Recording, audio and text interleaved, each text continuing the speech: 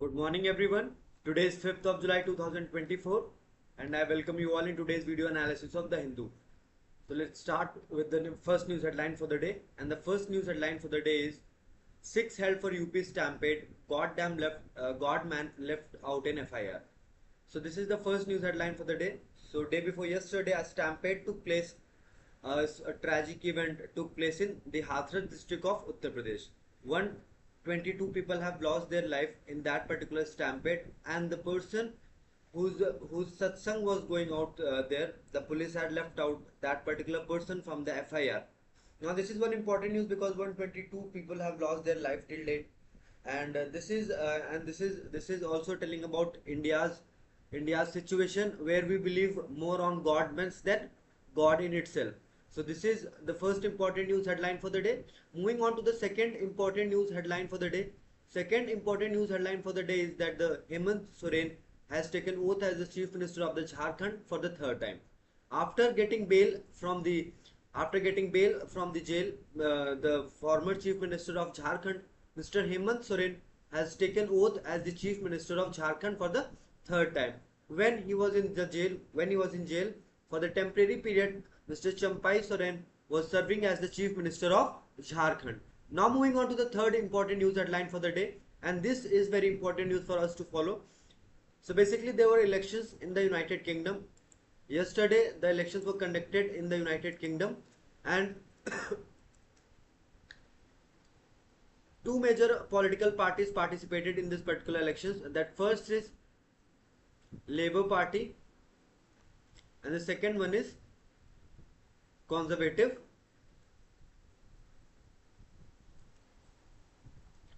Party. So Labour Party is being presented by the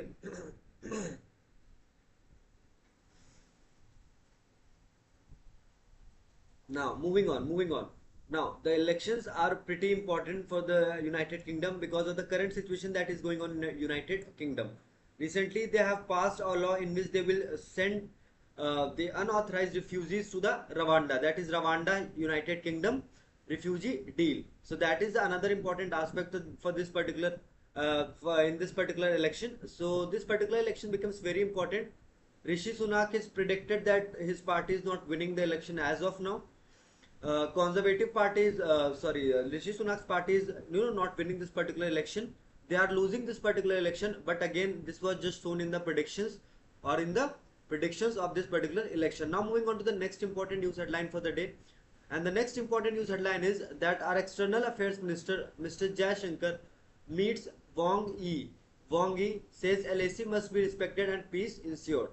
So basically, in their first such meeting since the Lok Sabha elections, External Affairs Minister Mr. S. Jaishankar held talks with Chinese Foreign Minister Wang Yi on the sidelines of the Shanghai Corporation Organization Council meeting on Thursday.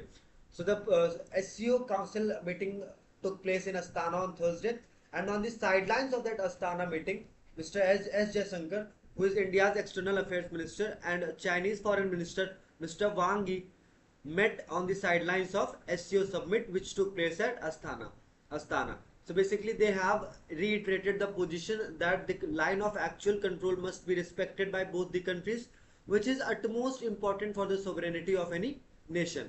Now, as of now, we will move to the next important news headline for the day.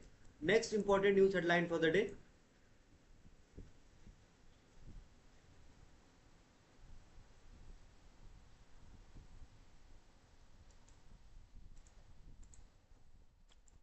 After Mizoram and Nagaland, Meghalaya declines Mandir tag for Ayushman Health Center. Now, after Mizoram and Nagaland, Meghalaya has refused to rename the health and wellness center in the state as Ayushman Arogya Mandirs. About 75% of the population in Meghalaya follows Christianity. The percentage of Christians in Mizoram and Nagaland is about 90%. So basically, the government has changed the name of the wellness center, Arogya Wellness Center, to the Ayushman Arogya Mandirs. So here they have attached or fixated the term Mandirs behind the Ayushman Arogya. Now, before the Meghalaya, Mizoram and Nagaland has refused to, Mizoram and Nagaland has refused to use this Mandir tag for Ayushman health centers. Now, after Mizoram and Nagaland, Meghalaya has also reiterated that it won't be using Mandir tag for Ayushman health centers because 75% population of the Meghalaya follows Christianity. So there is no point of using the tag Mandir in the particular scheme. Whereas the number of Christians in Mizoram and Nagaland is about 90%. So Mizoram and Nagaland, and after Mizoram and Nagaland, Meghalaya becomes the third state which has declined using Mandir tag for Ayushman health centers. Now moving on to the next important news headlines. The two major communities in Kerala, two major Hindu communities in Kerala, Ejwas and Nayars.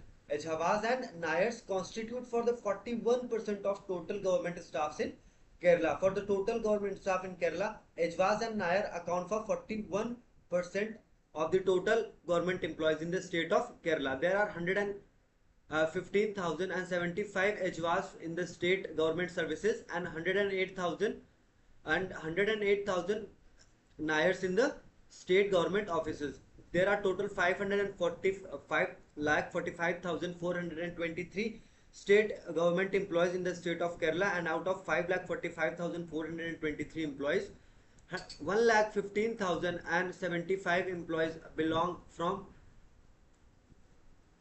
Ejhavas and 1,08,012 people belong to Nayar community. They both are the subgroup of Hindu community,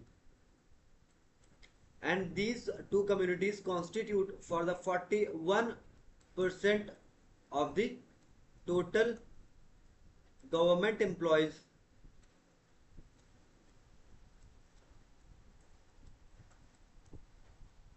in Kerala. Now moving on to the next important news headline for the day. Next important news headline for the day.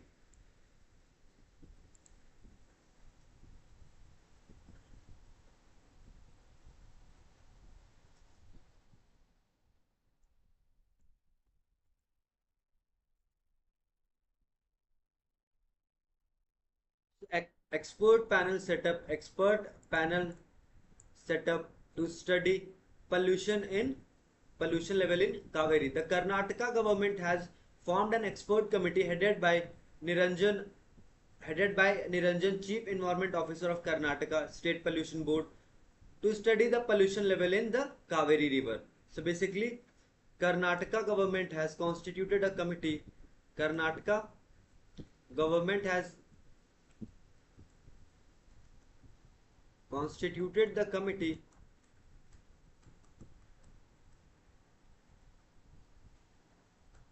under the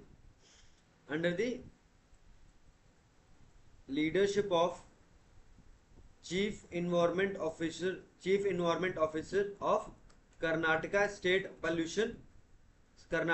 Pollution Control Board.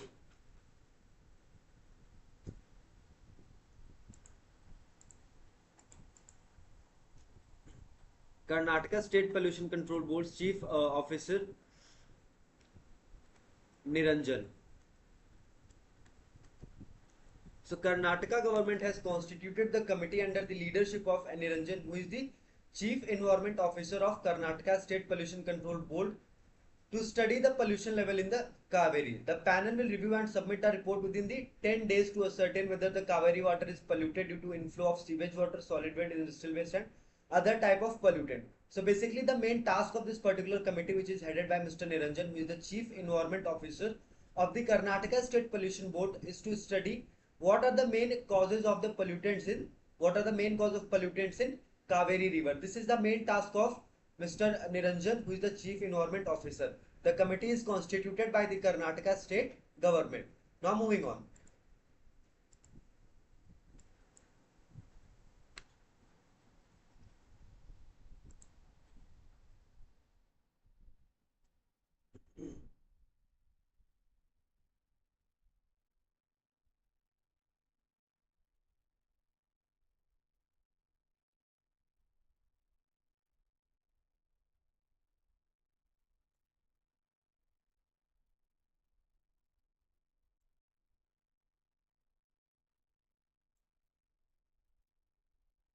Now, the next this particular article is very relevant for our examination. And why this particular article is very relevant for our examination, the only point is because it is related to the need of the hour, and the need of the hour is computer literacy. Computer literacy in India needs a reboot.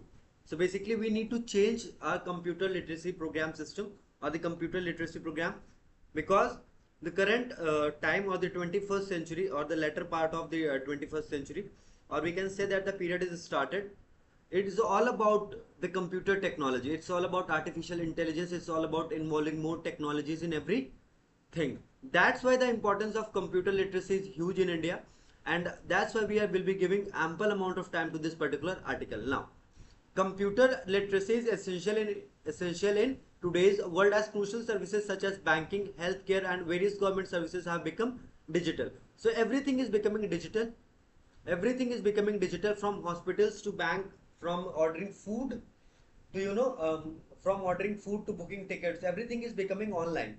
That's why the need of the hour is the computer literacy. And pre-COVID, during the pre-COVID times, the concept of computer literacy was not so much popular.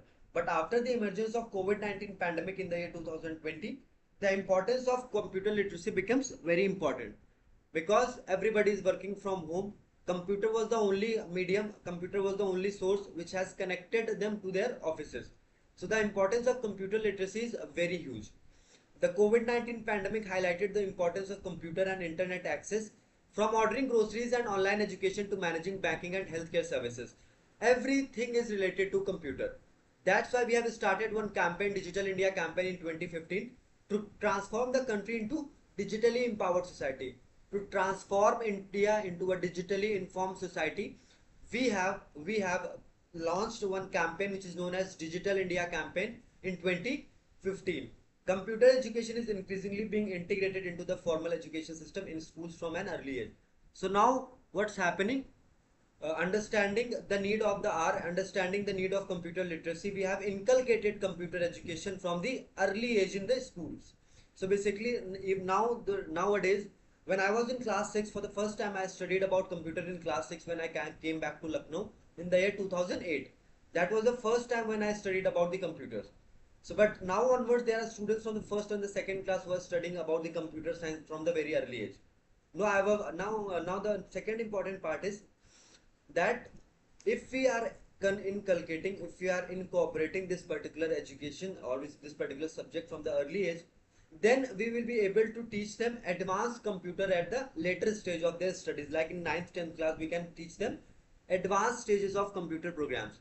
So this is also very important. Now moving on to the next important aspect of this particular news item. And the next important aspect of this particular news item is that the recently released National Sample Survey 78th round of multiple indicator survey conducted in 2020-2021. So basically,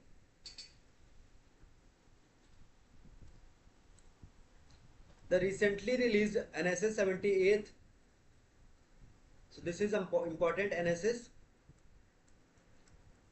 78th round of multiple indicator survey. Now this multiple indicator survey was conducted by NSS, and this particular survey was conducted between the period 2020 to 2021.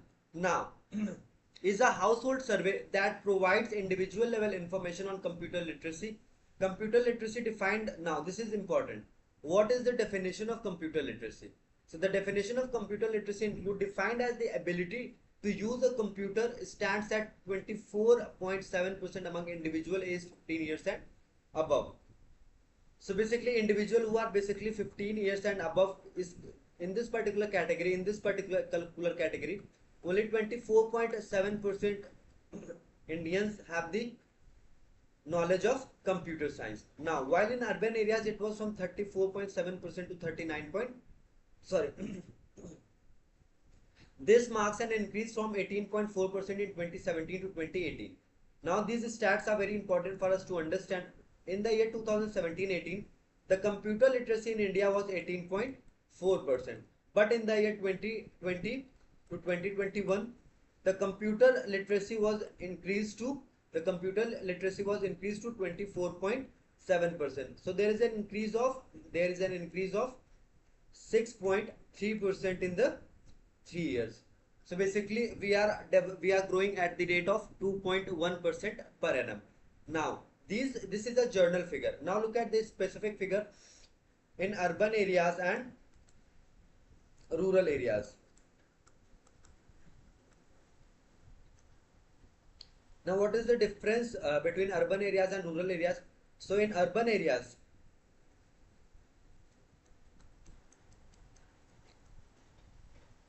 in 2017 and 2018, the computer literacy in urban areas was 34.7%, which increased to 39.6% in 2020 to 2021.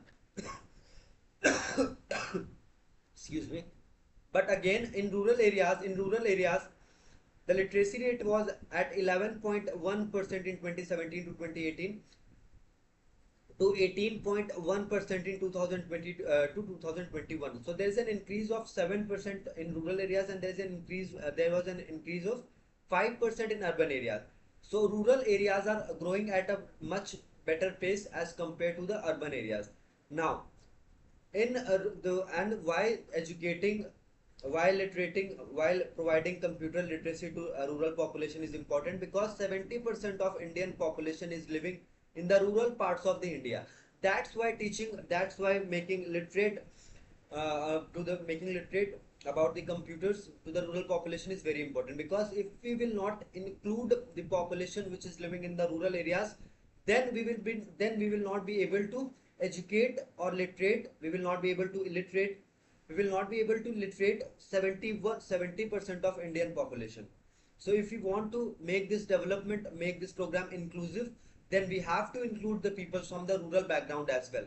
Then we can see the actual effect of this particular program. Now moving on.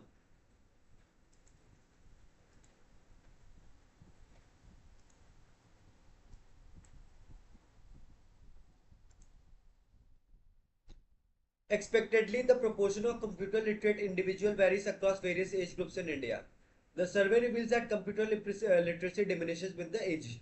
So basically, another important stat for us to understand is that the computer literacy varies from different age groups, and it also declines with the increase in the age. The overall computer literacy rate of 24.7% exhibits significant inequality across age cohorts. It peaks among individuals aged 20 to 25, 4 years.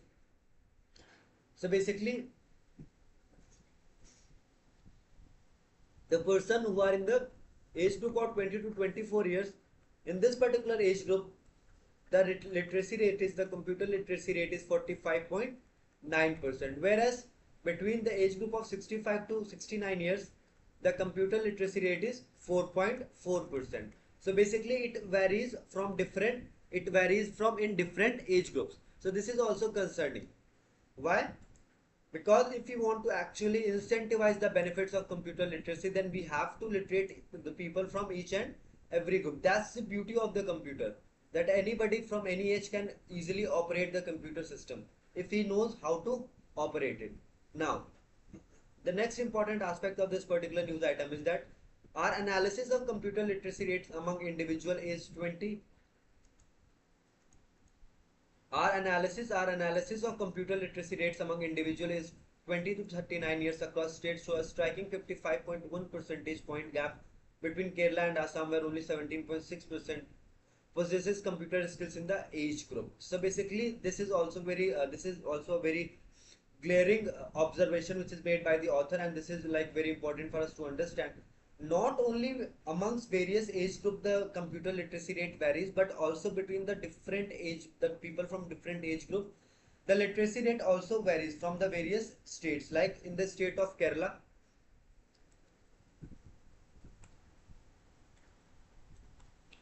in the state of Kerala, and for the people between 20 to 39 years, the computer literacy rate is 72.7%, whereas in Assam it is 17.6%. There is a huge gap of 55.1 percentage points. So basically, not among the various age groups, but also amongst the various states, the computer literacy rate varies. For example, in Kerala, the computer literacy rate for the people who are between the age of 20 to 39 years is 72.7%, whereas in the Assam it is 17.6%.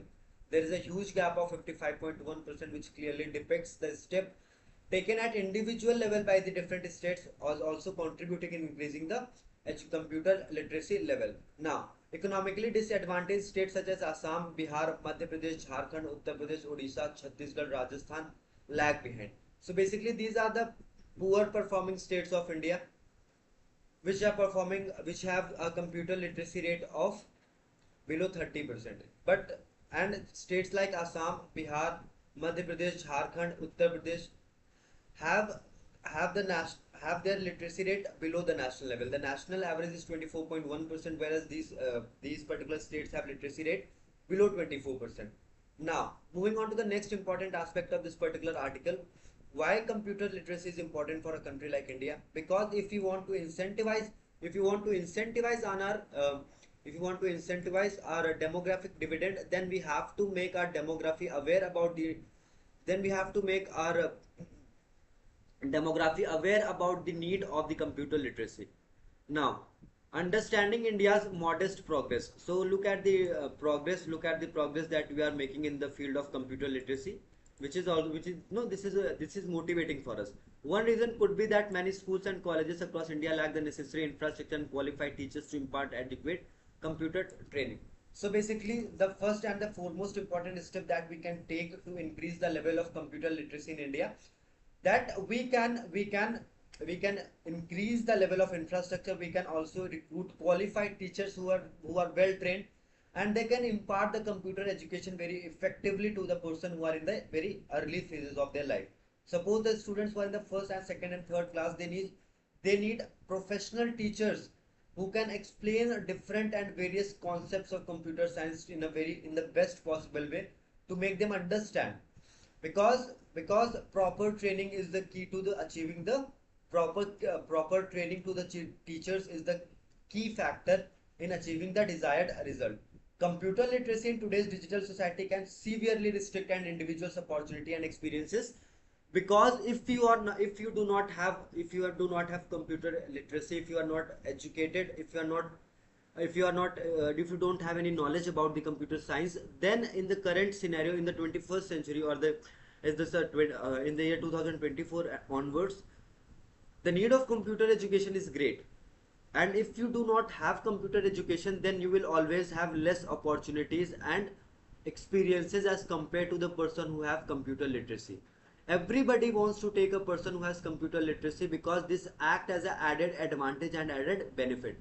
Everything is related to computer, like even in today's time, even government is making everything digitized. So computer literacy is very important for achieving rapid and quick success or the growth in the early phase of your career. If you are not aware about the computer education, then the growth rate, then the growth curve of your career will be very low. Now moving on to the next important aspect of this particular article, these are the impacts of the computer literacy on the career of a single person, on a person. But let's look at the other aspects of this particular article. The program for the International Assessment of Adult Competencies Survey found that adults without computer experience are more often unemployed, with 52.5% employment rate compared to 72.7% for those with basic computer skills. So this is not a false statement or observation that we are making here.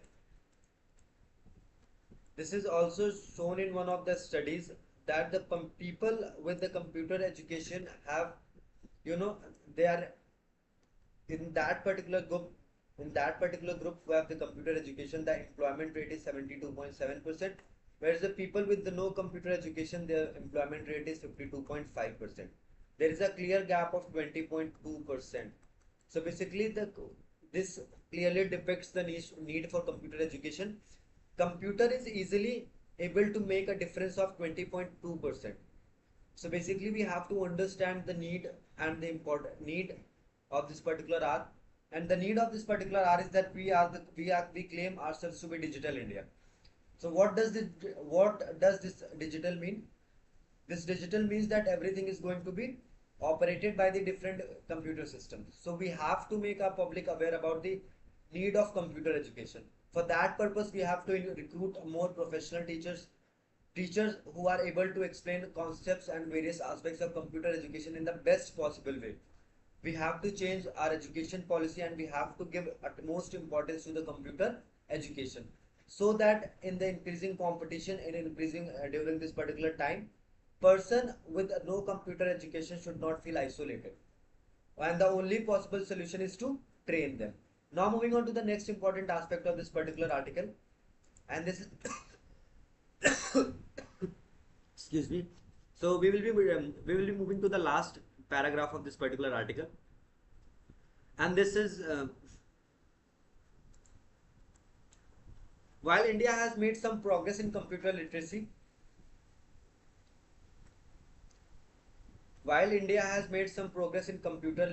the outreach and outcome of this mission remained limited. Further, the data show that there is significant disparity in both the levels and distribution of computer literacy across states. The existence of a wide digital divide between economically prosperous and disadvantaged states will hinder inclusive growth and development opportunities for large segment of the population. So basically, India is showing progress in the computer literacy, but that progress is very low. Now we have to understand one thing. We can take one example like between developed countries and developing countries. So developed countries have the higher education, higher computer literacy. That's why they are growing at a very quick pace. And developing countries has like country like India has a computer literacy of 24.1%. That's why we are going at a very low pace. Now we will apply same analogy. In India. States which are economically prosper like Kerala. States which are less economically prospered, states like Assam. Now the computer literacy rate in the states like Assam is merely 17%. But in states like Kerala, the computer literacy rate is 72%. 72.7%. That's why the economic divide plays very important role, because states like Kerala have a computer literacy rate of 72.7%, whereas Assam has a computer literacy rate of 17.6%. So if we will not pay heed to the states which have less infrastructure, then this will also affect the progress in a long run, because the people from the Kerala will go at the much quicker pace as compared to the state of Assam. That's why this kind of policy making become very important, and we need to have the approach of inclusive development. Every state should be included so that our country can develop at the much quicker pace. We have to include more and more people in this particular revolution. Now moving on to the next important aspect of this particular line, this particular editorial, and the next editorial is basically related to the climate, the 5-year climate agenda for India, the shape of a 5-year climate agenda for India. So basically, over the last decade, India has shown significant climate intent and progress on many fronts. It has moved on from being a hesitant participant reacting to development in global climate disposed to being a bold leader shaping narratives and institutions. First, it has laid the foundation for global institutions such as the International Solar Alliance, the Coalition for Disaster Resilient Infrastructure, and the Global Biofuel Alliance, as well as shaped the Green Development Pact under its G20 presidency last year. So basically, India is changing its approach towards the climate change, and we are taking a lot of steps. To improve the climate situation. And first such example is International Solar Alliance. International Solar Alliance. International Solar Alliance was created by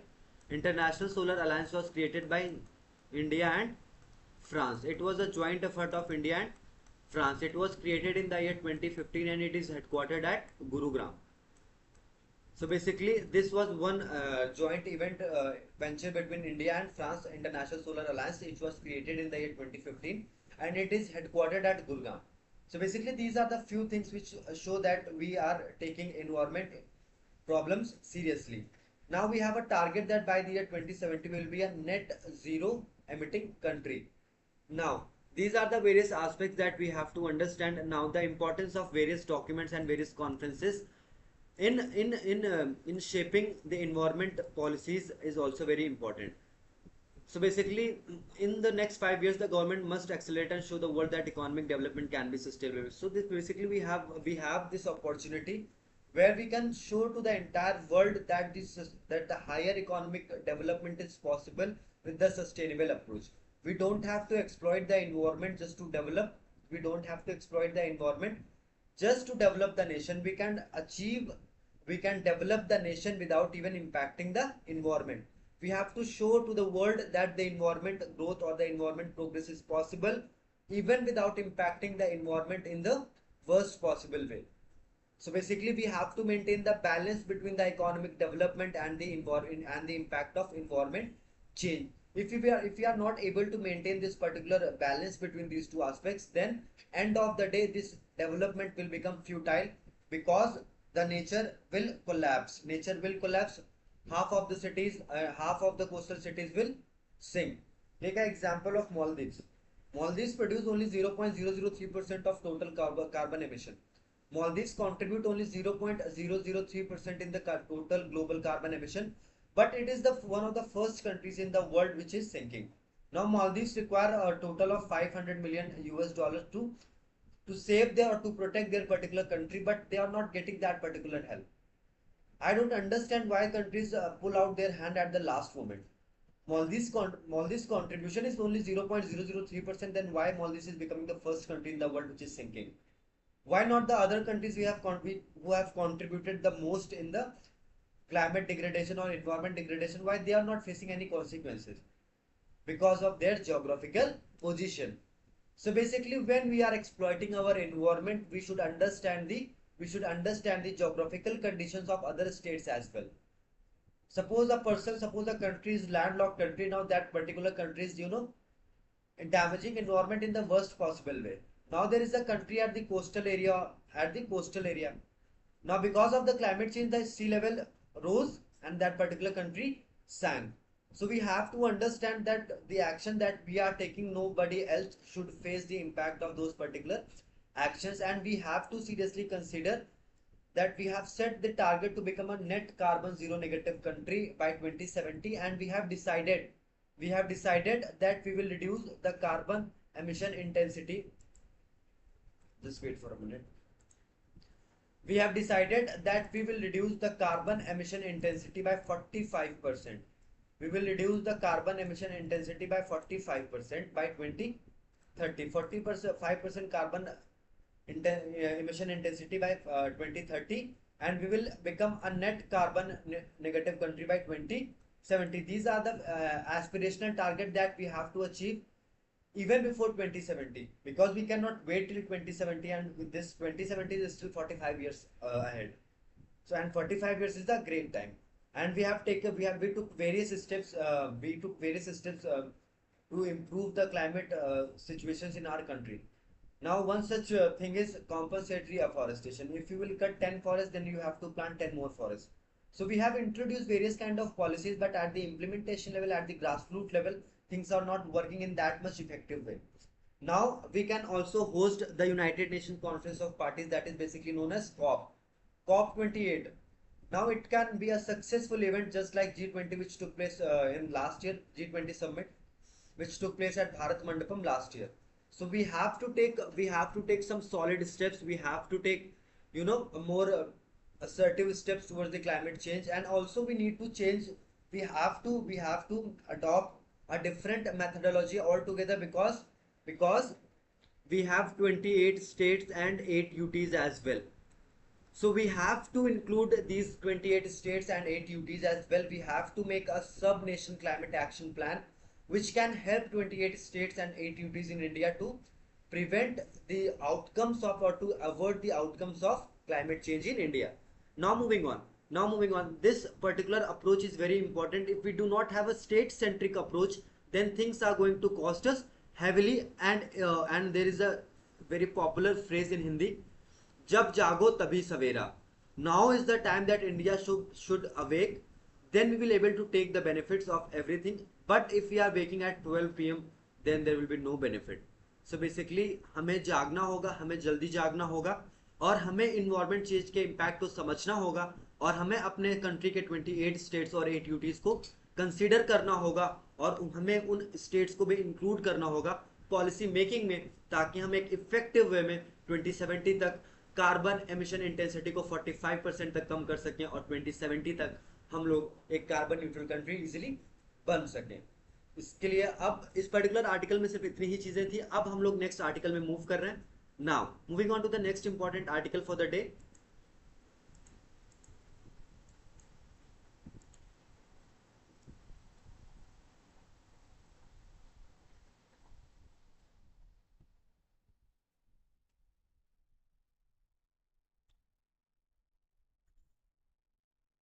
So we are moving on to the business section of this particular 5th of July newspaper.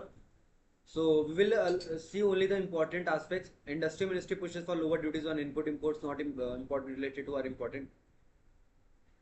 LIC ropes in 80 Carney for agency revamp. Shriram Life Insurance unveiled deferred annuity plan. Housing sale rose 11% in Jan to June period. And India's growth must be built on a strong foundation set by the chairman of SEBI, Mr. Madhavi Puri Bhuj. Now moving on to the next important aspect, China manufactured EVs hit with the duties in biggest EV trade case yet. So basically, the European Union will impose a tariff of up to 37.6% from Friday onwards on the import of electric vehicles which are made in China.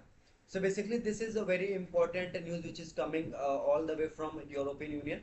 That European Union has decided that they will impose a tariff of up to 37.6% on the electronic vehicles which are made in China. So uh, this is quite a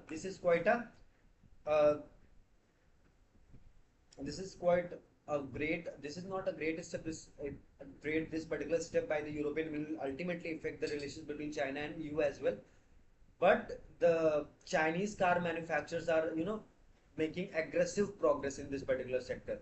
They are developing their plants in the Mexico as well. From that Mexico, they will import their cars to the United States of America. So this is a kind of strategy used by the Chinese auto manufacturing firms, because their cars are cheaper as compared to the other production houses like Tesla and other companies which are producing, or which are the lead producer of electronic vehicles. Now this is a kind of a setback for China, that they have faced this particular thing from the European Union. Now, so basically, the leader of Conservative Party, Mr. Rishi Sunak, has requested or has urged the voter that they should limit the powers of the Labour Party. Now, the key leader for the Labour Party is Keir Starmer. Keir Starmer is representing Labour Party, and Conservative Party is represented by Mr. Rishi Sunak, who is who is the current sitting Prime Minister of United Kingdom. Now, Mr. Rishi Sunak has requested to the voters of the United Kingdom that they should limit the Labour Party's power, and the initial projections are showing that the Labour Party is winning the elections in the United Kingdom. So this is a kind of statement which is given by the the current sitting Prime Minister of United Kingdom. Now, another important aspect is related to the genocidal violence looming in Myanmar, says UN expert. So, the UN expert Thomas Andrews had recently made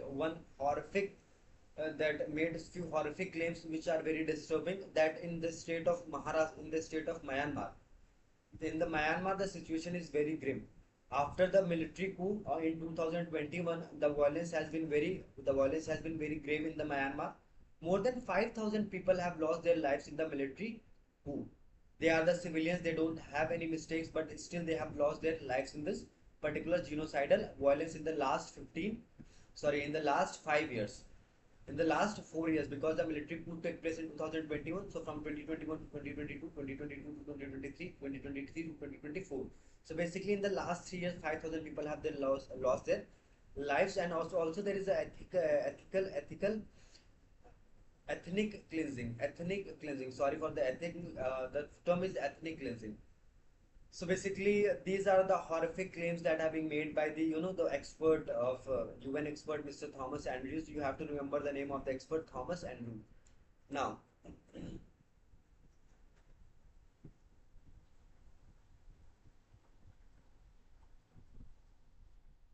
and many of civilians are leaving Myanmar because of this particular reason of compulsory military services. These are the rules which are framed after the failed military coup. So people are afraid of these kind of rules, that's why they are shifting from the that's why they are shifting from Myanmar. They are traveling to other countries without any documents. Now this is the important news for us, and why this particular news is important, that we won World Cup on 29th of we won a World Cup on 29th of June 2024, but Indian team returned to India on 4th of July 2024. Indian team was in Barbados for 5 days because of a cyclone there. So a special chartered flight of Air India brought them from Barbados to Delhi. Yesterday morning they met with the Prime Minister of India, and after meeting the Prime Minister of India, they flew back to Mumbai. And in Mumbai, they have organized a victory parade. In victory parade, they have traveled on open bus from Nariman Point to the Wankhede Stadium. And this news is very important for us because India has won some ICC trophy after 11 years and a World Cup after 13 years. Moving on to the next important aspect, and one important thing, that Jasprit Bumrah was the man of the tournament for the ICC T20 World Cup 2024, whereas Virat Kohli was the man of the match in the final match. Now moving on to the next important aspect of the day, PM Modi has memorable conversation with the triumphant Indian squad members. So basically, the 15 members Indian squad met Prime Minister Narendra Modi when they landed in Delhi. So Prime Minister is, quite a remarkable figure when we look at this particular aspect. He's always eager to meet these personalities, which was not seen earlier. But again, this is something political or national feeling, we don't know. But yeah, we really appreciate this particular step, that the Indian Prime Minister is meeting the Indian contingent which has won the ICC T20 World Cup 2020. For now, moving on to the next important news headline for the day. So there is no other important news headline today. So with this, we have completed the news analysis of 5th of July 2024. The news analysis was very comprehensive, and I request everyone that please start studying. From today, you have only 149 days in your hands, and 149 days are enough to crack this particular examination. If you are willing to crack this particular examination, start studying, start reading newspapers, start studying current affairs, and start focusing on the other aspects of examination as well. If you do have any questions, then do punch in your questions. Till then, bye bye, see you tomorrow. Thank you so much for watching today's video. Thank you so much.